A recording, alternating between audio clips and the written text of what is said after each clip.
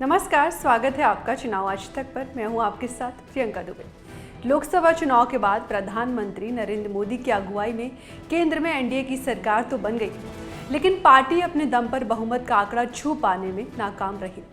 BJP को सबसे ज्यादा चोट यूपी ने पहुंचाई, जहां एक छत्र काबिज रही पार्टी महज 33 लोकसभा सीटों पर सिमट गई। इन दिनों बीजेपी में कई स्तरों पर समीक्षा का दौर जारी है। यूपी के सिद्धार्थनगर में बीजेपी नेताओं की बैठक के दौरान जमकर लात घूंसे चलने की खबर है। वैसे डुमरियागंज लोकसभा सीट से बीजेपी के जगदंबिका पाल ने लगभग 42,000 वोटों से एसपी प्रत्याशी को हराकर जीत दर्ज की, लेकिन जिले की 5 में से 2 विधानसभाओं इटवा और डुमरियागंज में एसपी प्रत्याशी कुशल तिवारी को बीजेपी प्रत्याशी से ज्यादा वोट मिले, जिसके बाद इटवा विधानसभा में एक रेस्ट हाउस में हार की समीक्षा के लिए ये बैठक आयोजित की गई थी।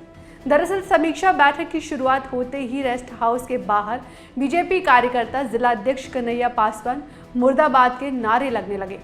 इस दौरान कुछ लोग ये कहने लगे कि बैठक में साइकिल वाले क्यों आ गए, यानी समाजवादी पार्टी के पक्ष में प्रचार करने वाले क्यों आ गए। बीजेपी कार्यकर्ता अपनी पार्टी के जिलाध्यक्ष कन्हैया पासवान मुर्दाबाद और सतीश द्विवेदी मुर्दाबाद के नारे लगाने लगे, जिसका वीडियो नगर पंचायत अध्यक्ष का ड्राइवर राहुल बनाने लगा। इसके बाद कुछ लोगों ने राहुल को थप्पड़ मारे। ड्राइवर राहुल उत्तेजित होकर नारेबाजी कर रहे लोगों से भिड़ गया। कार्यकर्ताओं ने उसे जमकर पीट दिया, जिसका वीडियो जमकर वायरल हो रहा है।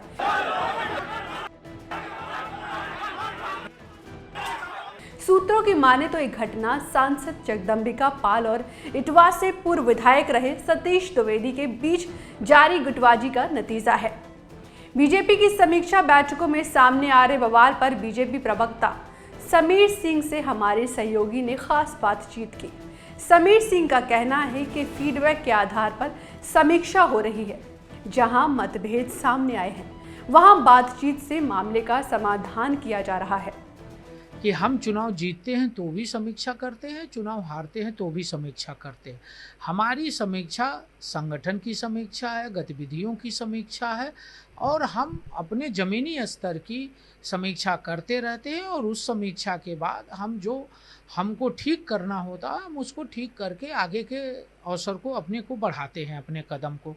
तो निश्चित रूप से ये हमारे संगठन की रूटीन का काम है, और इसमें कोई नया चीज़ नहीं हो रहा। हम समीक्षा करें, 1-2 जगह कहीं बाहर बैठक के अंदर की बात नहीं है, कार्यकर्ताओं में मनमुटाव आया है, उसको सोशल मीडिया पर कुछ लोगों ने बढ़ा चढ़ा के चलाया। हमें नहीं लगता कि ऐसी कोई परिस्थिति है। खास बात यह है कि ये पहला मामला नहीं है जब इस तरह की घटना घटी हो।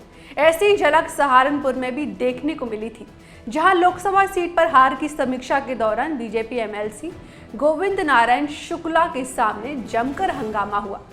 समीक्षा बैठक में कुछ बीजेपी कार्यकर्ताओं ने बीजेपी विधायक पर प्रत्याशी राघव लखनपाल को हरवाने के आरोप लगाए। लोकसभा चुनाव के बाद अब यूपी में 10 विधानसभा सीटों पर उपचुनाव होने हैं। ऐसे में पार्टी में अलग अलग जगहों पर सामने आ रही गुटबाजी अच्छा संकेत नहीं मानी जा रही है। फिलहाल मेरे साथ इतना ही। चुनाव आज तक पर आप दुनिया के चुनाव, राजनीतिक पार्टियों, चुनावी मुद्दों की जानकारी हासिल कर सकते हैं। ये वीडियो पसंद आए तो लाइक करें, साथ ही हमारा चैनल सब्सक्राइब करना ना भूलें। नमस्कार।